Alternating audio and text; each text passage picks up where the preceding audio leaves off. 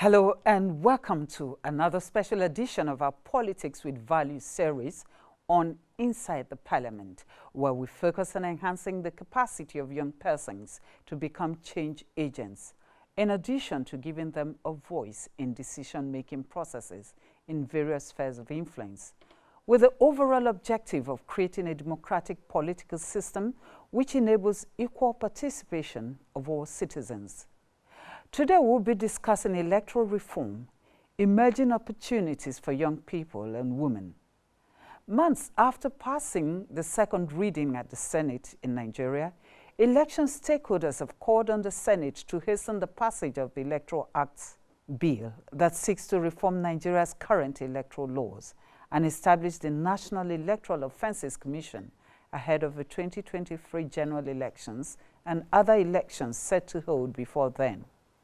Key areas of reform, among others, include to strengthen the financial autonomy of the Independent National Electoral Commission, INEC, by providing legal timelines for the release of funds to INEC to conduct elections, provide legal recognition for electronic accreditation of voters, e-voting, e-collation, and electronic transmission of results, review timelines to allow the conduct of early primaries, campaigns, and submission of lists of candidates, as well as prescribe limits to fees and charges imposed by political parties on aspirants, inclusion of women, youths, and persons with disabilities in the electoral process, among other reforms.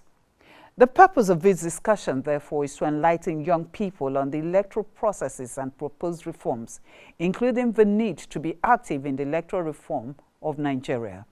The discussion also envisages to inculcate the right ideals and methodology to further equip young persons and women to take active roles in Nigeria's democracy. Joining us in the studio to have this discussion are Eniola Cole, the Executive Director, NES Action. Eniola, you're welcome to Inside the Parliament, this special Value with Series edition. Thank you so much. And Bukola Idowu, Executive Director, Development Initiative, is also with us here. Thank you Bukola, very much. you're welcome. Thank you. And of course, we have our vibrant online contributors, young persons, volunteers who are ready to share with us their own views on the program today. Do stay tuned.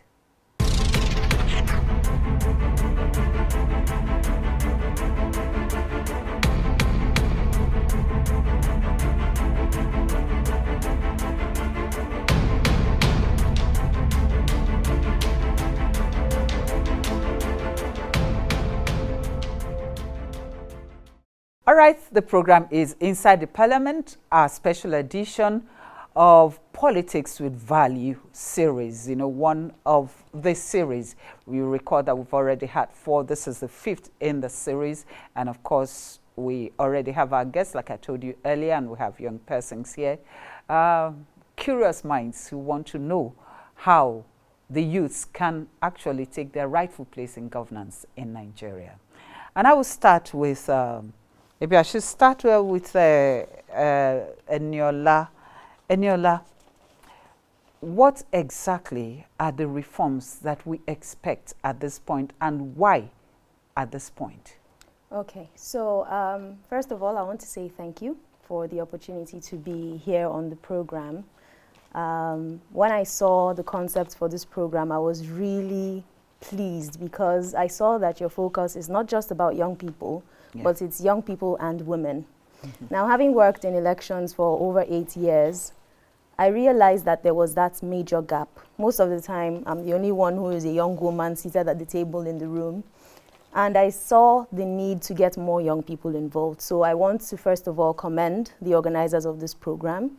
This is a great job, bringing young women on board, bringing young people on board, and it's really important. Now, to the question you asked me, electoral reforms, why is it important and why right now? So many reasons. This is like one of the most important moments in Nigeria's democracy, and a lot of people need to pay attention right now. A lot of people are interested in the 2023 general elections, but as we all know, elections are not a singular day event. It starts from now, the passage of this electoral reform bill that we've been clamoring for. We're so happy that we were at the public hearing that was held by the National Assembly on the 9th of December this month. But they had promised us initially that they were going to pass this bill this December 2020. But they've missed that timeline, and they're now promising us March 2021. So Next Action, where I work, is part of a coalition of 5 civil society groups, including YAGA, Center for Liberty, Raising New Voices, and MACA. And we have been clamoring for them to give us this bill and give us electoral reform now. Why is it important? The cost of elections keeps rising. In 2019, we had it at an all-time high of over 182 billion spent on elections. Now we are saying, okay, go to Section 25, reform that schedule, and make all elections to be conducted in one day. Another reason, voter turnout has started dwindling over the years. In 2019, we had the lowest at over just 30% of voters coming out to vote, which is really poor. People are beginning to lose confidence in the system. And when that happens, anything could happen. You could have an anarchical situation in a nation. And we do not want that. I am one of the proponents of One Nigeria. I love Nigeria for all its values. I want us to stay together. I love our economic might. We can really be that giant of Africa. And one of the ways that we can have that happen is by having a seamless electoral process that countries around the world that are great also experience. And how can we have that? Another thing we're pushing for, full biometrics in accreditation, e-voting, and e-transmission of votes. Let everybody be carried along in the process. Let me go to the polling unit and know that my vote actually counts. And the result that comes out is actually reflects the views of the people. When the nation has its people believe in its process, our democracy will continue to rise. Nigeria is still a transitioning democracy. We've had only one change of government in power since 1999. To become consolidated, we need to see more change, we need to see more development, more inclusion, and that's what we are pushing for. So right now, it's really important. The 7th National Assembly... Did you say one change in power? One change in political party, in the presidency. Oh, okay. Right. Now you're being specific. Yes, I'm being specific. One change in power. One change in, no, you know, it had been a one-party system since 1999 until 2015. It's not a one party. I mean, the party won the election. Yes, like, but I'm saying, like, in the scheme I understand what you're saying. Yeah. So if we can have more inclusion of other voices, minority groups coming on board, it will be really beneficial to our nation's democracy. Now, the 7th National Assembly took 3 years to pass the Electoral Reform Bill at the time. They commenced in 2012, and they gave their final passage in 2015. And then it was immediately assented to. Then the 8th National Assembly took 1 year, commenced the process, and then it was declined. So we're looking to the 9th National Assembly. 3 different times. Yes, different timelines. We're looking to the 9th National Assembly. It's been about over a year now. And we're asking you, what legacy are you going to leave for us? Are you going to give us a bill that can give us an electoral process that would make our democracy truly strengthened? Or are you not going to? Are we going to remember you for good or bad? Let's come to Bukola Idowu. Now, what are the aspects of the law concerning youths and women that you're particular about when you talk about reforms? Thank you very much. I think Eniola made a beautiful presentation on why this is really, really necessary at this time. And of course, I won't want to go back to that, but let's just look at the specifics and what we really need to look at in terms of the youth participation, women, and person with disability. We need to understand that democracy is all about participation. Anything that removes participation from democracy is no longer a democracy. Even if you look at the common definition of democracy, we talks about the Abraham Lincoln definition, government of the people, by the people, and for the people. You see people. And people is all encompassing. So it has to be participation. Nobody needs to be left behind. Whether you are the young person, youth, women, person with disability, nobody needs to be left behind. But as it is now, when you look at our population, you look at the population, young people is like like close to 60% of our population, which is, and when you are looking at that in terms of 200 million population, that gives you around 100 and something million young people. Now let's now go back to the voters register. You find out that the chunk of that voter register is young people. So they have so much that they needed not to be ignored. And we need to now begin to look at the trend. And young people don't need to be left behind in 21st century. So having said that, you now need to begin to look at those laws that can actually encourage young people, women participation. And by that, we now need to begin to look at, for instance, one of our propositions is that we need to begin to look at the section that talks about the party primaries.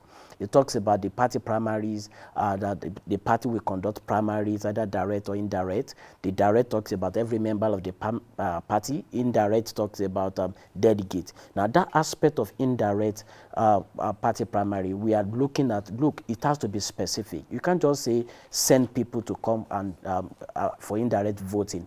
Can we be more specific in terms of, okay, what is the percentage out of the delegates that are likely going to be young people? What is the percentage that should be women? What is the percentage that should be specifics, in specifics? This is a legislation that will now encourage participation. Young people. So that is very important. That is one aspect we are pushing to say, look, we have to be specific in some of these things we are talking about. So when you are talking about party primary, party need to conduct their primary, we have to be specific about the young people, the percentage of the young people that should be part of the delegate, and even in terms of convention, that is just party primary. What about the party convention? Because one of the things that is missing in this country is a structured mentorship. Now we need, and that is why I appreciate a program like this that brings young people together, and then they begin to learn and they begin to ask questions, and then structurally they are beginning to get interest in governance. So, and we need to also look at how do we back that up with legislation, and that is why we have to be specific in that. So convention, party primary is key. Let's even look at party administration, because all these electoral acts amendment, we can look at it. For me, I think I'm looking at it in 4 major areas. Number one is we need to look at electoral finance, reform. We need to look at election management and security. We need to look at the election operations, and then we need to also look at the judicial aspect of the of electoral justice in terms of that election. So if you now go to the finance angle, and in your introduction, you captured that beautifully, where you are looking at, look, we have some outrageous amounts of money that, for instance, you want to contest, the party is asking you to bring 20 million to take a nomination form. 20 million, where will young person get that? Where will women, look at women, person with disability. So that alone is shrinking the space in terms of participation, which means you are only allowing people to come and contest election based on their financial strength, not on the basis of their intellectual capacity. And while we have people who have a lot of things to offer, but they don't have that kind of money. And don't forget, power is also derived from the people, not from your financial muscle. So if you begin to monetize politics, then we are not likely going to get the youth along. And whether you like it or not, if you don't Maybe want not to, just the youths, even quality person. Quality person, and if you can't just shrink that space for a few people. So we have to also look at that aspect. Then again, in terms of electoral justice, maybe I should just stop there. In terms of electoral justice, we are looking at what happened to electoral offenders, most especially people that use the youth to cause violence, people that sponsor the ignorant young people to cause violence during an election that we call electoral violence. Now, what has happened to them? Do we need to begin to look at electoral courts that will begin to handle that? Do we need how are we administer electoral justice in terms of equity? We need to begin to look into that. So in various ways, we need to have a robust electoral act that will encourage participation, most especially those sectors, the young people, women, and person with the disability. marginalized ones. Marginalized group. Yeah. All right, Niola, when you were talking earlier, you talked about, you proposed a situation where all elections should be held in one day. Yes. How feasible is that when you talk in terms of logistics? And I mean, you're talking of even the spaced elections, and we're still having problems. Now, with a general election, what happens is that the Independent National Electoral Commission, I believe, can prepare all materials ahead of that general election. Whether it is the assembly elections, the presidential, from the top to bottom, let's have the general elections in one day. A lot of these issues that we're talking about, electoral offenses, from violence to vote buying and selling, is done because there is that sense of who is going to win this election and who is going to be in power, and so we need to ensure that we can strengthen our bases in the grassroots. But if we are able to have elections in one day, nobody knows who's going to win what. And if we can have that written down in the law, Section 25 of this proposed amendment, where the scheduling is talked about, if we can have that stated there, that all general elections will be conducted in one day, we would be able to address a lot of these issues. So how feasible is it? It's as feasible as for the 9th National Assembly to look at the proposals that came out of this public hearing, which they have held, and take out every memoranda and look critically at it and put in Section 25 right there. We would have general elections in one day. Once it's written in our laws, we can then push for implementation. All right, Clara Ido, what are the specific benefits, the major opportunities that are available to the underrepresented ones? Now we're referring to youths and women, in these proposed reforms, and also people living with disabilities.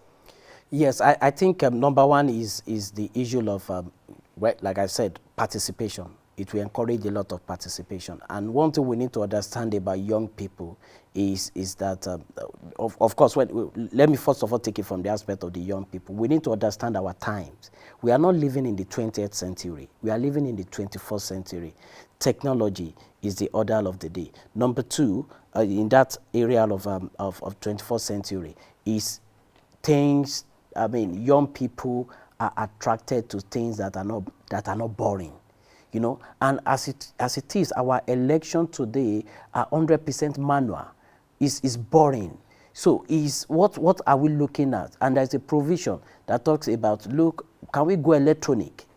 This alone, because in terms of timing, you get there. Young people want to use technology. They want to vote electronically. They want to get things done on the internet. Possibly vote from their phones, because they're always possibly their phones. It makes things easy. So at that particular point, you now begin to see more parties. She talks about the dwindling voters turnout. This will encourage we reduce voter apathy, because I know I'm not going to be in the sun for like 3 hours and then stay until they count the vote. And of course, kudos to this present INEC that talks about simultaneous voting. Initially, you have to come do your accreditation and come back by 2. The old day is gone. So, and then if you deploy electronics, and this is one of the major benefits. Not only will it encourage participation, it will also help the country in terms of the economic savings we are going to make. When I say savings, because you only need to make initial bulk payments, bulk purchase once, and then you keep using that equipment often and often, unlike where you now, every election cycle, you need to begin to come up with a lot of printings, a lot of things, and at the same time, that will also reduce us shutting down the whole country. Why do we, election is a civic affair. It's not a pandemic. We don't need to lock down the whole country because we are conducting an election. You need to go out and conduct your election and come back and continue your business. So these are the benefits we are going to really, really look at. And again, in terms of that technology too, look at person with disability. They will be able to vote, because that electronic device, whatever INEC we adopt to use, we have to capture the peculiarity of the person with disability. Is it in terms of the people that are visually impaired, or whichever aspect, the cluster, is going to capture that. But as it is, there are still debate on whether braille ballot paper is on all the polling units. It's subject to debate. INEC will tell you they got data from somewhere, and they fed that it is only in this polling unit that person with disability that we need the braille ballot paper are. That is not is not really. It's not really. It's not acceptable, because whether you like it or not, how often do we update our data? For me, I think braille ballot paper should be in all the polling units, because you don't know. Somebody turned 18 today, just got register, and in the process, because you capture the person here, in the process, the person has even decided to relocate and ask for transfer of data to wherever it's relocating to. So do we capture that? And it got to the place he couldn't even vote because there's no braille ballot paper. What about the people that we put inside the sun? There are people, albino, and what happened? They have to stay that long. So I believe these laws, in terms of electronic voting, will really address all these issues. This specific will really take care of this. And when we are able to get specific, again, like I said, we've crossed the first hurdle for young people in terms of the Not Too Young to Run bill that was passed. The age limit has also been, as age barrier has been removed. And then in that case, then we also need to go a bit deeper to encourage participation. And I think if this assembly will look deeply and adjust that aspect that puts or prohibit party to put exorbitant amount of money for nomination fee, that will go a long way as a benefit. Or if they want to stick with that, then what are the concessions they are going to begin to give young people, person with disability that want to contest? What about if we legislate that party positions at the national level, at the state level, a percentage is reserved for person with disability, percentage is reserved for women? For instance, this is not going to be a bad idea if the national chairman becomes a man, is a man, and then the deputy is a woman. And there is nothing stopping us from achieving that. Technically and strategically, we are already promoting inclusion. And that is one area we need to now begin to look at. Both of you have highlighted the opportunities, that would be opened up to both women and the youths, when these reforms are included in our electoral process. But one thing that still bothers a lot of people is the attitude of the youths themselves, and even women. How many of them are actually willing to take up these opportunities that will be opened up? And how can you get them to? Because a lot of them are indifferent to the electoral process. Oh, you see youths shout and shout. Oh, no, tell them, have you registered as a voter? A lot of them do not register. So that is also a problem. How do we get them to access these opportunities and to be serious about accessing them? So how do we get them to access these opportunities? Before I come to that, I just want to address something that Bukola had said. Bukola, the woman can be the national chairman and the man can be the deputy. Okay, so now it's possible. Agreed. So now for our youth, I think I'll just maybe go a bit on a personal experience angle. A lot of our youth are modeled by what they see. And it's an issue that we have to look at the root causes of. If as a young boy and a young girl, the only people you get to see in leadership are boys, from primary school, the class monitor is a boy, to, secondary school, the head boy, you just have the boys in leadership, to the university, the SUG president is a boy, and you cannot expect a young female to then magically come out into the limelight and say, I want to take power. So this is something we need to address endemically. We need to develop endemic approaches to get young women involved in every political space and every leadership space from childhood. Now, personally, I grew up in Jos, where there was a lot of violence and a lot of killings, and I had to run for my life a lot of times. So maybe that sparked the interest for me, because I'm like, but this is not how it is in other countries. What are they doing right that we are doing wrong? And so I began to research, and that led to setting up my own NGO and doing a lot of volunteer work with international organizations and just wanting to know. But you're right, a lot of young people don't want to know, and they don't have a lot of people that could model them. So part of what we do, like at Next Action, is we have volunteers across the country who we groom, who we train, who we try to involve in activities. They go out, they observe elections, young women, 18 to 30-year-olds are our specifics. They go out, observe elections. They're able to also get involved in elections administration. Of course, we don't sideline the men as well. So we have young women and men, 18 to 30, doing these things. They can also grow to train public officials, like I have done. Train public officials on what they are supposed to go out to implement. There is no limit. They can contest in elective politics. So there's the non-partisan side of work, and there's the partisan side of work. And it just takes a little interest and looking in the right direction, because there are young people that have been working for years. There are people who they could, look up to. And another thing is, of course, we know our young people, we like to slay. We like entertainment, we like to be vavavoom and out there. So we also try to get them involved in some of, those kind of activities. Get actors to come together to put together a voter education message, call some young people to be part of it. And they're like, oh my gosh, I met this actor today when I went out to do some volunteer work.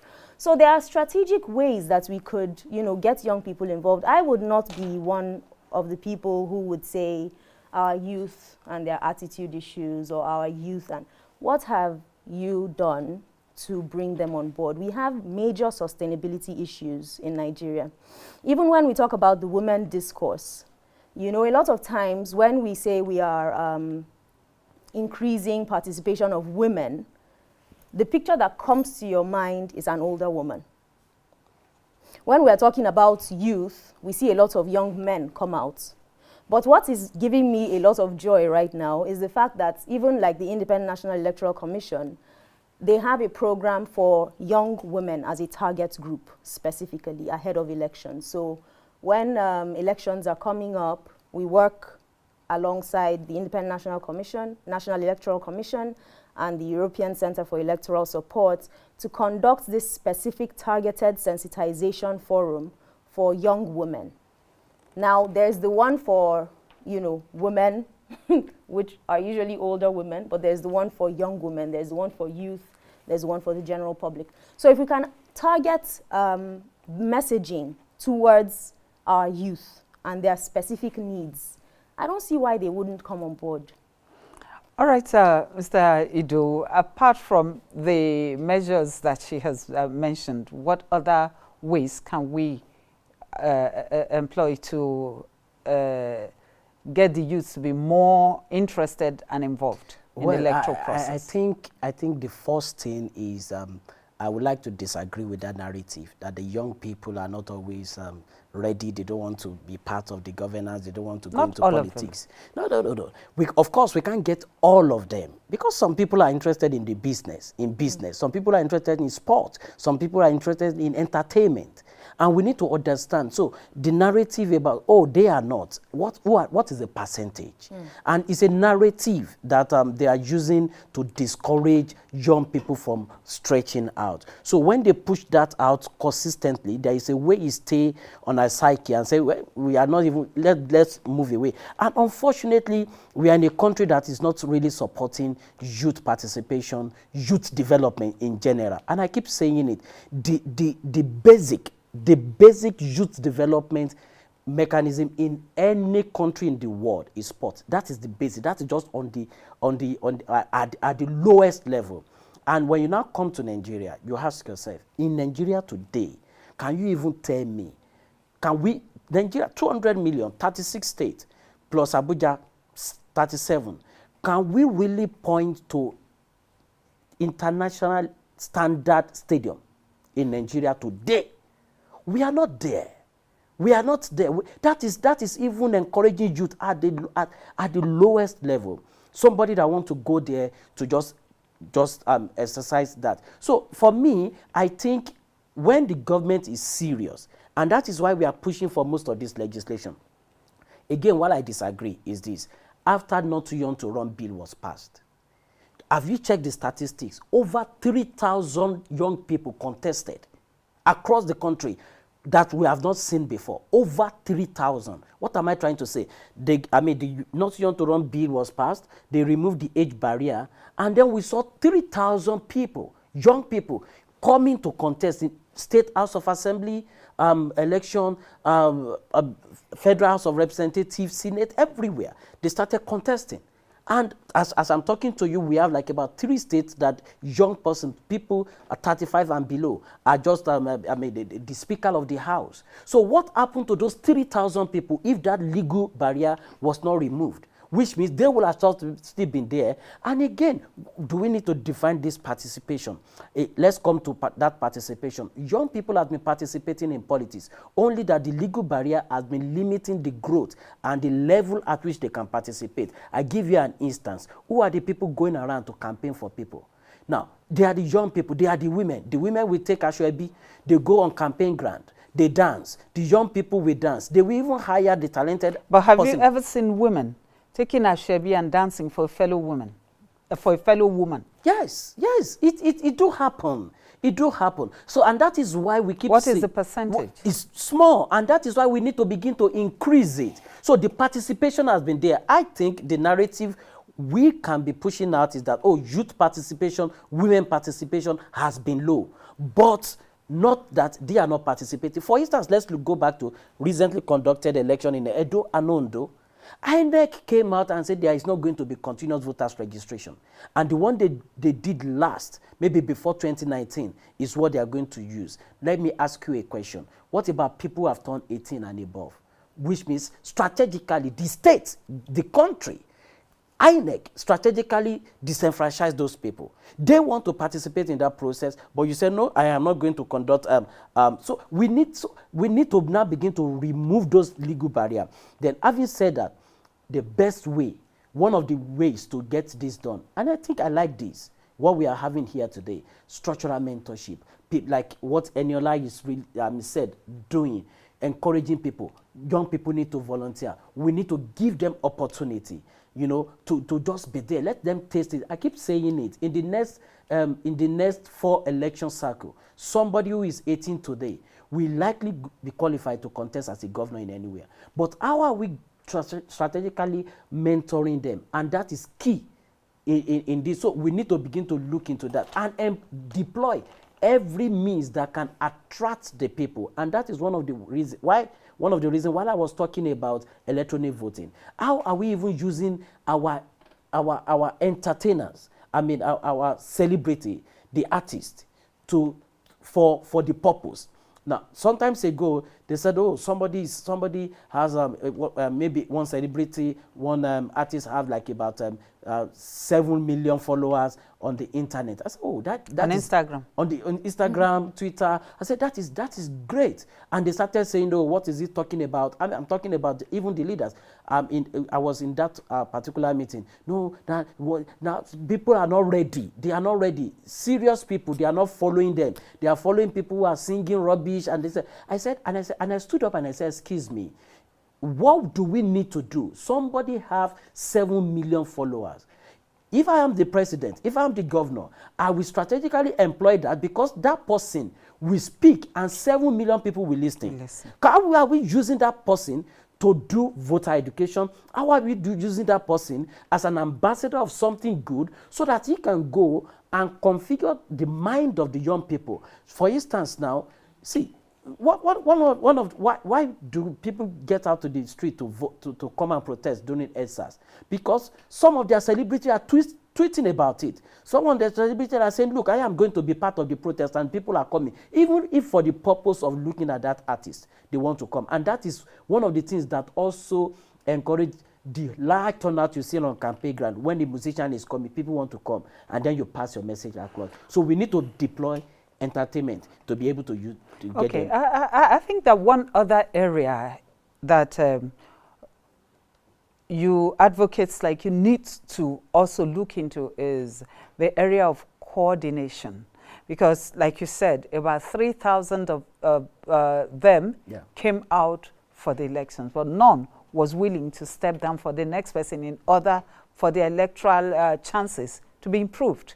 None was willing. And then you look at bodies like the National Youth Council of Nigeria, you look at NANS, the factionalization is something else, giving the impression that maybe youths cannot really take care of themselves, of their own interests. They cannot really coordinate themselves. We need to look at that. But let's go to the young people in the studio with us here. I'm sure you have your questions ready, don't you? Yeah, we do. You all have questions? Okay, so first person, introduce yourself and ask. Okay. My name is Samuel Akiala, a Politics with Value volunteer with WFD. My question goes to Mr. Ido. You know, as regards electoral financing, we discovered that how do we overcome this challenge? Because it seems as though the highest bidder takes it all, starting from the party level, you know. To win a political party ticket in Nigeria today is quite expensive. You know, you bid here and there, you have to settle one godfather or the other and all that. So how do we overcome this? Because regardless of the electoral reform, the party affairs is still there. Okay, so that's just my question. How do we overcome this, trying to balance up the electoral reform with the party activities that produce this candidate? Okay, I should respond to that now. Go ahead. I think the first thing is what we are doing. Like I said in my introduction, we need to now begin to look at the finance part of it. Now, how do we remove this 20 million, you know, nomination form and the rest? So that is... I think that what he's saying goes beyond that. Yes, he's talking about settling. Yes. Settling is not the official rate, but getting the big wigs to back you up. Yes. I understand what you are saying. Yeah. So I just and what I'm trying to say is that is the starting point. Let's first of all remove the legal barrier, and then when that legal barrier is up, and then the next thing we need to do is this: look, young people need to join political parties. Let's tell ourselves the truth. In Nigeria today, I mean, we are not practicing. The constitution today doesn't really allow independent candidacy. So you have to join this political party, and by joining the political party, we can influence. I give you an example. Just imagine young people organize and join a particular political party. With their numbers. You see, politics is a game of number. Now, and politicians knows that. So to get that number now, one of the things they are doing is to begin to buy votes. You understand? Now, but now when vote trading becomes an offense, but there is a level you get to that vote trading will not even work. You understand? And what I'm trying to say, we need to join and be able to influence, because it's a game of number. Just imagine, they had a meeting before meeting, and they said, look, this is the guy that we are going to push. This is the one the Godfather said. And because they got to the open, and then their number is just 20%. 80% young people are saying no. That number speaks volume. So, but when you look at the party affair, you look at the political party right from the ward level, you don't see young people there. So nobody is going to come to our house and pick us and say, come and be councillor, come and be this. I think we need to begin to join, and that is where we can start influencing. Now, the power of the godfathers will become impotent at some point when the numbers are there. You will be forced to listen to the people with the numbers. And where does it start from? Join the political party, begin to make meaningful contribution. When they see intelligence, when they see character, and when they see numbers, the best they could do. And maybe persistence. And persistence. Yeah. The best they could do is to give up and support the young people. All right, next person. Okay. Thank you very much. I am Suleiman Oshikabulai. I'm a volunteer with Westminster Foundation for Democracy. Okay, you agree with me that there will be more participation in governance from young people. Young people are more politically inclined and politically conscious. And even looking at the issue of the NSAS, because since young people calling for an end to politicality, and it didn't just end there, it moved on to end bad governance. So this is telling you that young people are more inclined. But the issue now is this: how do we get more young people to be involved in decision making? How do you get more people to be in the position of authority to make decisions that affect young people? Because look at our political class now, and even other, either by appointment or by election. People in power are more of the older generation, and they're making laws for young people. 20 years from now, these people will no longer be there. All right. So only young people can know what will affect and how decisions can affect young people positively. So how do you get more people, young people in position of authority? Take that. So first of all, it starts from the interest. Nobody will give you power. You take power. So what is your interest? Carve out a niche for yourself. In fact, find a problem. There are a lot of problems in Nigeria, right? And problems create an avenue for limitless opportunities. So find one of those problems and develop a solution around it. Then you begin to push your solution forward. As you push your solution forward, you would see people who would be on the same side as you, or people who have been working on that same thing with you, and they could take you into the next room you need to get into and say, okay, oh, Suleiman has this particular solution to this problem we've been trying to solve. Can you assist him? Next thing you know, Suleiman is seated at the table where the decision is being made because he has a solution. So for every young person, my question to you is, what solution have you brought to the table? Because that is what would get you into the seat of decision making. All right, very, very sound, is it advice now? Very, very good advice there. Dare to make a difference, recommend yourself to society. I think that's the summary of that. As you're watching Inside the Parliament, a special edition, the fifth in our Politics with Value series. And of course, we're taking questions from our young ones here with us in the studio. We have two very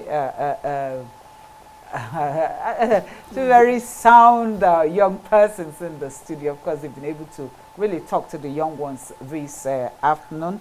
Talking about Bukola Ido, the Executive Director, Development Initiative, and Eniola Cole, Executive Director, Nest Action. I will be taking more questions from the young ones, but let's also let you know that our online young partners are standing by, and of course, they will be contributing to the program. They will be asking their own questions in a short while.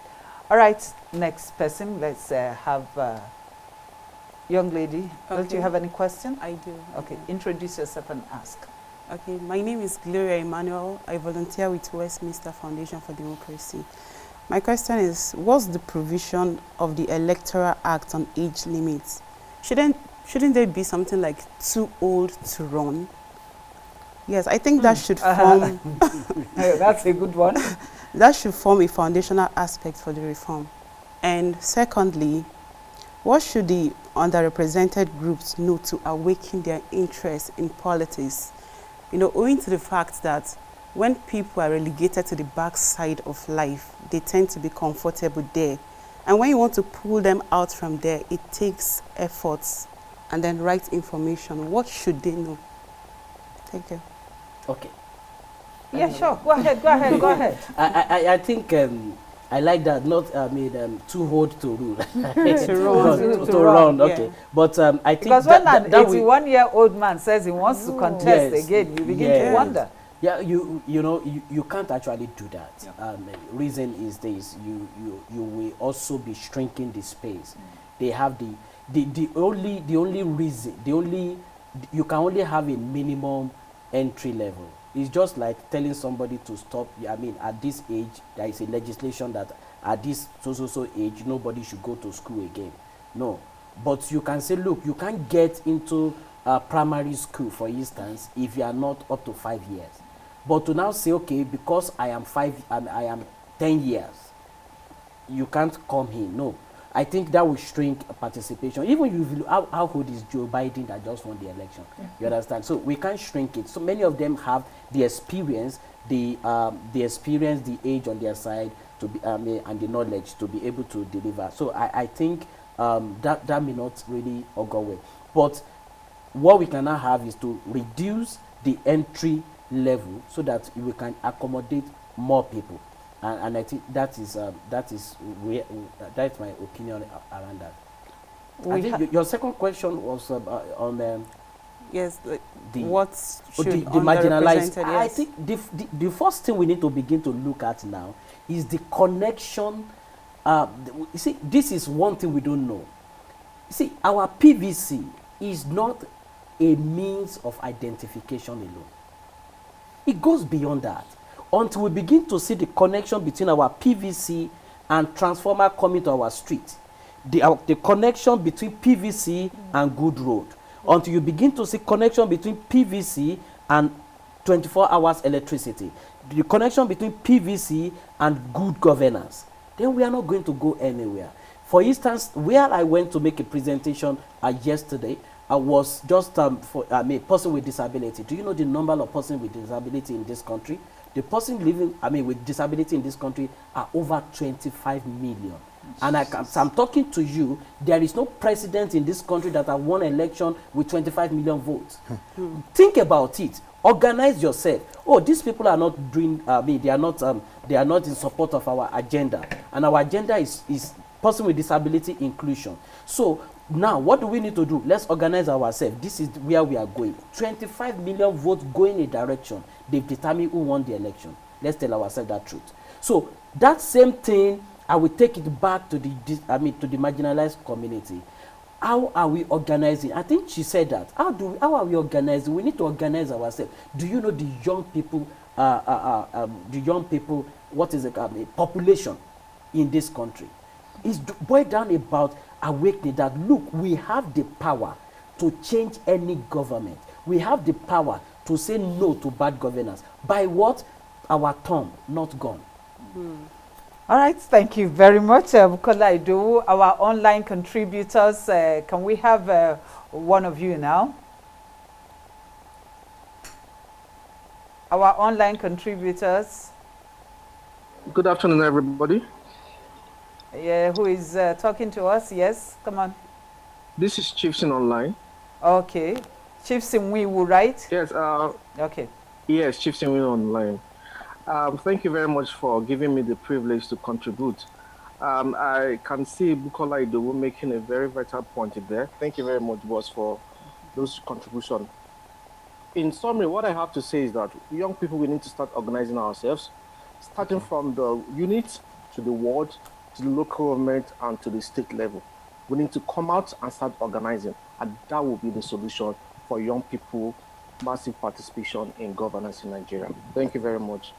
All right, that was Chieftain Wiwu there, and he says one point that he really wants to make is what Bukola Idowu had earlier said, and that's talking about youths being organized, organizing yourselves. That once you're able to organize yourselves at the unit level, the ward level, and the state level, there'll be no stopping you. So we're still saying the same thing. So any other online contributor? Can we have another person? Online contributor? I can see Eunice Enoch there. I can see Kohol Yonav. I can see Chukunonso, Vincent David, and Olufemi. So your contribution. Who is contributing next?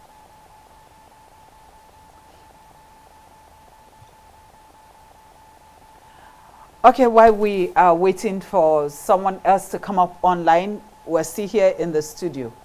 So you haven't asked any question, have you, young lady? So can you please introduce yourself and ask your question? I know you have a question, so go ahead. Okay, my name is Confident Obi. I'm a volunteer with the Westminster Foundation for Democracy under the Politics with Values initiative. Okay, one question I would like to ask is the participation of women in politics.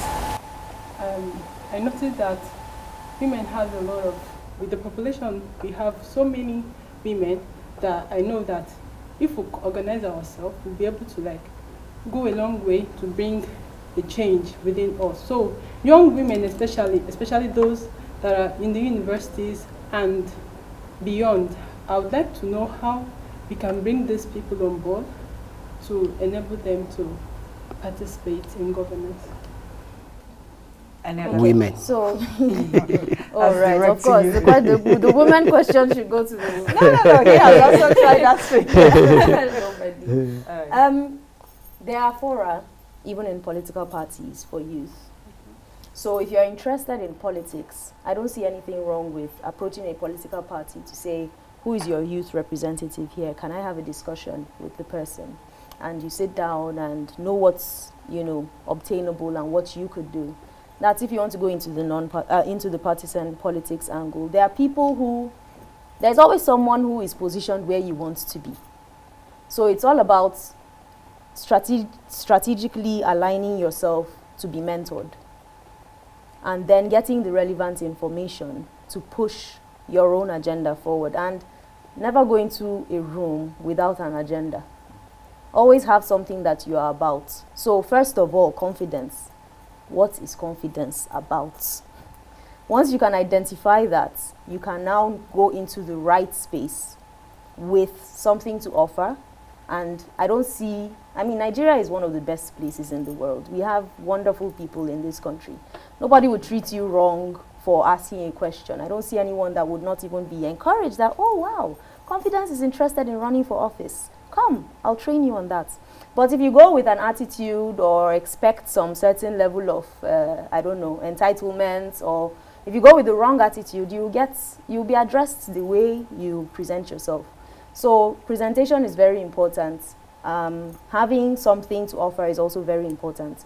And then align yourself to mentors who could help you get into politics, if that's what you're interested in. Thank you very much. Just in 1 second, I don't know, let me just One of our online contributors is standing by. Okay. Maybe let him talk, and then, of course, you can have your say. All right, can we have the next person online? Yeah, good afternoon. Good afternoon. Good afternoon. Yes, good afternoon. Good afternoon. My name is Humphrey Ukaja. Humphrey Ubaja. Okay, go on, Humphrey. Yes, Humphrey Ukaja. Yeah, go on, Humphrey. Yeah, I've been listening to the contributions from those in the studio, and I think they've made wonderful submissions, and I commend them for all their comments. Well, I think the looking to youth and electoral reforms in Nigeria. First and foremost, we first look at because we practice a party politics kind of system in our democracy here. And I want to openly say that the youths are not being given the ample opportunity to contest for positions. When you talk about party tickets, the price they put in there, it's so humongous and so enormous for a youth to afford, even if you have that genuine intentions to contribute to development in Nigeria. Okay, so what's your question? It's very key. What's your question, Humphrey? No, it's more like a contribution, not a question. Okay. So I think there is need for mentorship. We should take up youths for mentorship, particularly that we take up youths for mentorship. As you said, they are the leaders of tomorrow. We should look into mentoring these people. You can't just leave them there in the streets to become thugs and nuisance in society.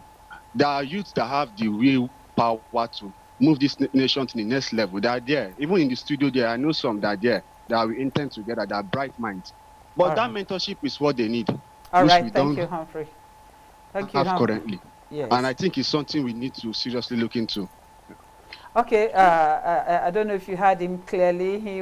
Humphrey was talking about youth not getting equal opportunity. He didn't have a question, he was just contributing. And the need for serious mentorship. He believes that even right here in this studio, there are youths who can lead this country in future. And they need good mentors to take them up from a very early stage so that they'll be able to attain their aspiration or in future. Yeah, I said I wanted to make just yes, 1 second so please contribution. just go ahead Still talking because about, we'll be rounding up in a moment. Encouraging women to participate. Everything Meniola said, excellent, perfect. I still go back to the issue of removing legal barriers. It's there.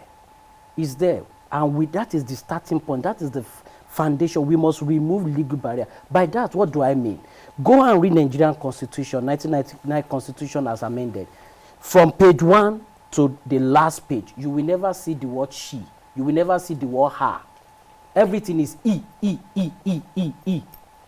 That is where it starts from. So we need to begin to remove some legal barrier that will encourage participation. All right, remove the legal barriers, open up the space for young persons and women to take active part in Nigeria's politics and electoral process. That's it today on our Politics with Value series, the 5th edition of this series. And I would like to thank Eniola Cole, the Executive Director, Next Action, for coming on the program and, of course, for sharing with the youth. Thank you very much, Eniola. I hope they have learned a lot from you today. Also, from Bukola Idowu, the Executive Director, Development Initiative.